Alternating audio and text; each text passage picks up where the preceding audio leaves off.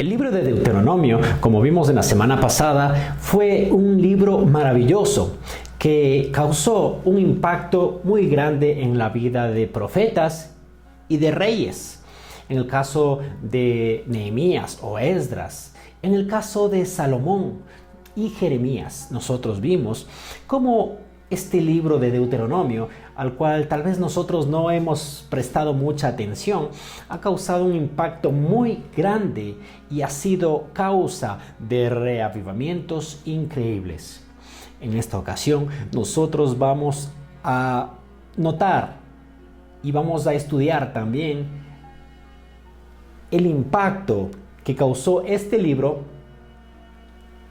en la vida diaria de el mismo Jesús. Vamos a ver cómo él respondía a las tentaciones del mismo Satanás. Con un escrito está acerca del libro de Deuteronomio. ¿Cómo usaron Deuteronomio los autores del Nuevo Testamento? ¿Qué podemos aprender nosotros de ellos? Deuteronomio está citado ampliamente, de manera directa o indirecta, en todo el Nuevo Testamento. Se usa como fuente final y autorizada que confirma una idea, una doctrina o una forma de actuar. En esta ocasión toparemos los siguientes tópicos: enseñanzas generales que abarca cómo usar las Escrituras, todos somos iguales, predicciones sobre Jesús. En este punto toparemos hecho maldición por nosotros, profeta intercesor. Y finalmente estaremos estudiando nuestra responsabilidad. Mateo 4:4 nos decía el texto para esta semana. Leo de la palabra de Dios. Pero Jesús respondió. ¿A qué había respondido Jesús? A la acechanza del enemigo. Jesús simplemente podría mandar a callar al enemigo en aquel momento cuando él quisiera acercarse a mostrarle cierto tipo de tentación, ¿verdad? Pero él no hizo tal cosa. Sin embargo, Jesús utilizó estas palabras.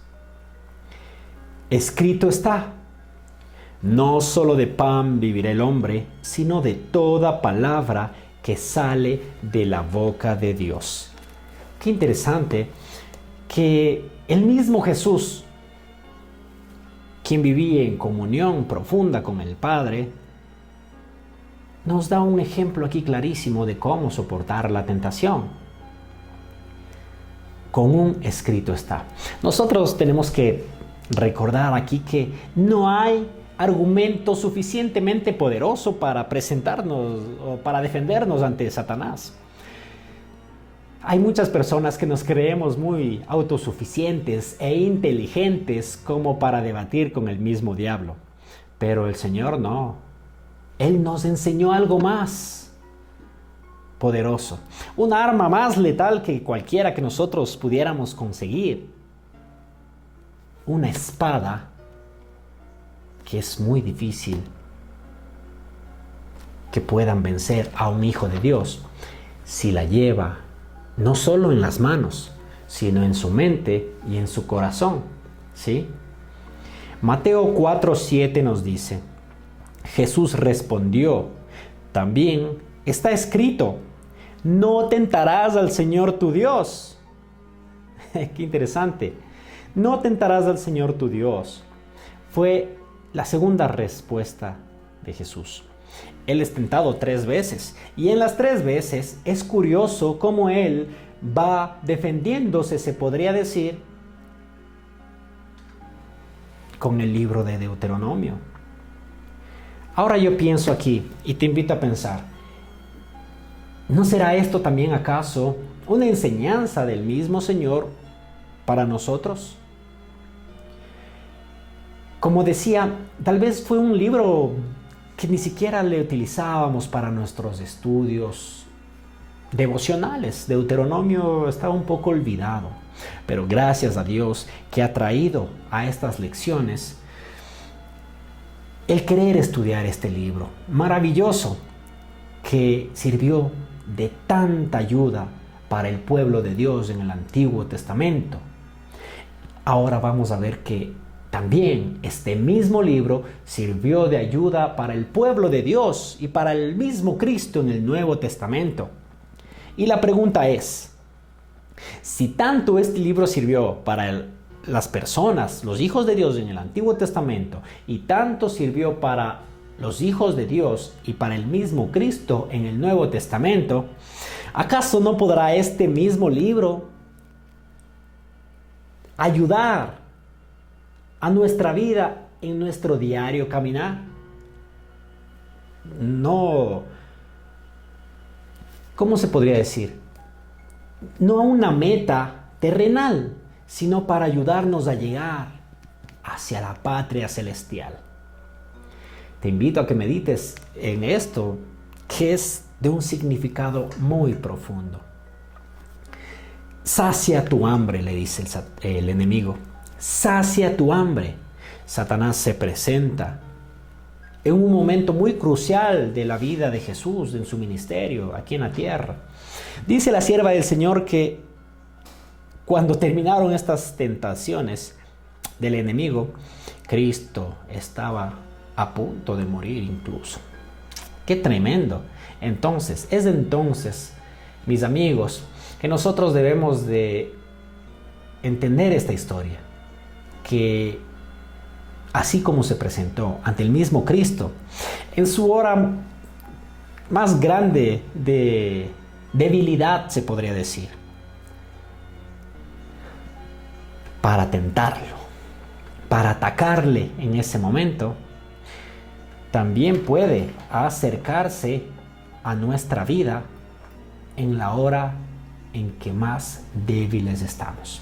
Él sabe nuestros gustos y tentaciones, pero ahora nosotros sabemos cómo podemos frenar sus acechanzas. Dice Mateo 4:3, este es aquel de quien el profeta Isaías dijo: voz que clama en el desierto, preparad el camino del Señor, enderezad sus sendas. Empieza la tentación. Y en Deuteronomio 8:3 dice lo siguiente: te humilló, te hizo pasar hambre y te sustentó con maná, comida que tú ni tus padres habían conocido, para hacerte saber que el hombre no vive solo de pan, sino de toda palabra que sale de la boca del Señor. Qué interesante, amigos. Aquí nosotros notamos la importancia tan grande del estudio de las Escrituras, para que simplemente, y es algo que voy a decir, que lo pienso personalmente, es un asunto vital, es un asunto de vida o muerte, que nosotros escudriñemos las Escrituras. Puede parecer que simplemente estamos cayendo en una tentación, entrando en un pecado, pero si nosotros nos ponemos a pensar este significado tan profundo, simplemente por un pan, nosotros habríamos perecido para siempre. ¿Cómo? Si Cristo cedía ante la tentación del enemigo, si Cristo caía en la provocación de Satanás y mostraba su poder, convirtiendo una roca en un pequeñito pan, estaba todo perdido para nosotros. Mas, sin embargo, Cristo refiere las palabras que leímos de Deuteronomio 8:3. No solo de pan vivirá el hombre.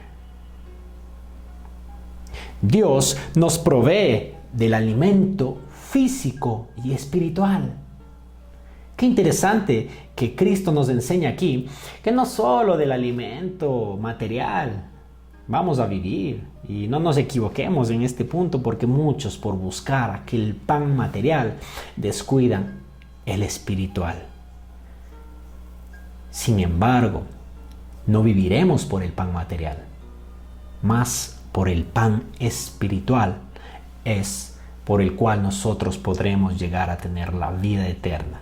No solo nosotros, sino que la promesa es para toda nuestra casa. La segunda tentación. Mateo 4, 5 al 6. Nos dice lo siguiente. Entonces el diablo lo llevó a la ciudad santa, lo puso sobre el alero del templo, o sobre el pináculo del templo, y le dijo: si eres el Hijo del Dios viviente, échate debajo, que escrito está: a sus ángeles mandará por ti, que te sostenga en sus manos, para que tu pie no tropiece en piedra. Qué astuto que es el enemigo.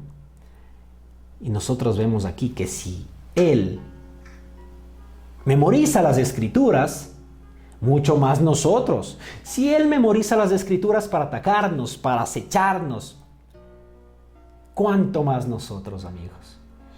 ¿Cuánto más nosotros necesitamos estudiar las escrituras para que ninguna persona ni espíritu nos diga textos sacados de su contexto? ¿Cierto? Entonces el Señor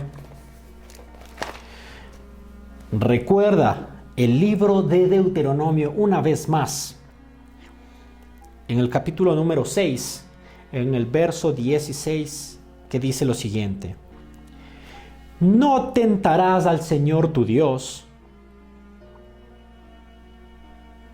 como lo tentaste en Masa. Y él repite estas mismas palabras y dice: escrito está. En el versículo 7 del capítulo 4, Jesús respondió. También está escrito. Le dice, entra en un debate el Señor Jesús con Satanás. Y Satanás le dice: mira, aquí está escrito. El Señor le dice: sí, tienes razón, pero también está escrito: no tentarás al Señor tu Dios, citando el libro de Deuteronomio una vez más. Qué increíble, y es que esto me lleva a mí a meditar. Si este libro sirvió incluso para que el mismo Señor Jesucristo se mantenga en pie ante las acechanzas y tentaciones del enemigo, a mí me dice que este libro puede ayudarme en mi vida espiritual como no tengo idea. También me dice que tengo que compartir esta palabra con todas las personas que me rodean. Si estás escuchando estas palabras, si estás leyendo este libro, que esta bendición no se quede solo en ti, sino comparte con la mayor cantidad de personas para que ellos también no caigan ante las acechanzas del enemigo. Vivimos confiando siempre en el cuidado de Dios. El Señor Jesús, hasta este momento, 2 tentaciones, 2 pasajes sacados del libro de Deuteronomio para su defensa.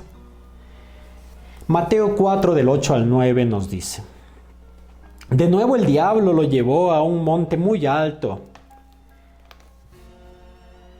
y le mostró todos los reinos del mundo y su gloria. Y le dijo: todo esto te daré si te postras y me adoras. Una vez más el Señor Jesús, del mismo capítulo de Deuteronomio, mira, tan solo un capítulo, para resistir al enemigo. Y mejor dicho, le repite las palabras que están en Deuteronomio 6:13, que dice: al Señor tu Dios reverenciarás o adorarás, a Él servirás y por su nombre jurarás. Qué tremenda contestación del Señor. Solo Dios merece nuestro respeto y adoración. Romanos 2:11 nos dice lo siguiente: porque no hay acepción de personas para con Dios. Tristemente nosotros hacemos caso omiso de los consejos y amonestaciones que nos da el Señor, porque a nosotros se nos llama a reflejar lo que hay en Cristo, a reflejar su carácter. Y si en Dios no hay acepción de personas, ¿por qué en nosotros tiene que haberlo, verdad? Todos somos iguales, dice el subtítulo de la lección, ante la vista del Señor. En el Nuevo Testamento defiende repetidamente la igualdad de las personas ante Dios. Vemos muchos textos. Hechos 10:34, Romanos 2:11, Gálatas 2:6, Efesios 6:9, Colosenses 3:25, Santiago 2:1, Primera de Pedro 1:17 y muchos otros textos más. Nosotros vemos que para Cristo dice que todos somos iguales. Por eso es un Dios justo. No hay favoritismos para el Señor, como lo hay con nosotros. Él no ve rostros o caras bonitas o personas que supuestamente son más talentosas que otras, porque Él es el dador de los dones. Él es el dador de los talentos. Simplemente que hay personas que lo utilizan para el bien y otros lo utilizan para el mal. Otros simplemente ni lo utilizan, ¿sí? Y no por eso que no tengan talentos, todos tenemos dones y talentos. Pero nos sentimos incluso muchas veces orgullosos por esos dones que el Señor nos ha dado. Sin embargo, ante la vista de Él todos somos iguales. Este punto debería haber estado claro desde el principio, ya que los judíos piadosos que configuraban el núcleo de la primera iglesia conocían bien el mensaje de Deuteronomio. Porque Jehová dice: vuestro Dios es Dios de dioses y Señor de señores, Dios grande, poderoso y temible, que no hace acepción de personas ni toma cohecho. Qué interesante. Tristemente hoy en nuestros días nosotros vemos que es fácil pasar incluso por encima de la ley. ¿Qué pasa si nosotros vamos incluso sin nuestros documentos legales transitando y los policías te paran? Fuera muy importante que en el corazón de estas personas también esté el libro de Deuteronomio. No tomarían sobornos, cohechos. Las personas entendemos que si tan solo escudriñáramos este libro de Deuteronomio, en particular, porque nosotros podemos sacar muchos mensajes maravillosos de toda la Escritura, pero en particular, tan solo hace falta un libro, como en este caso vemos, que ayudó a muchas personas en su diario vivir, en momentos muy cruciales de su vida, incluso del mismo Jesús. Si todos tan solo tuviéramos unas pequeñas porciones de este maravilloso libro, nuestra vida sería transformada. Habría un reavivamiento en nuestro ser y una reforma en nuestro espíritu. Aunque les costó un poco aceptarlo, finalmente entendieron que cuando Dios habla de personas, no habla solo de judíos. Todos, sin excepción, somos iguales ante Dios. Todos necesitamos de su salvación.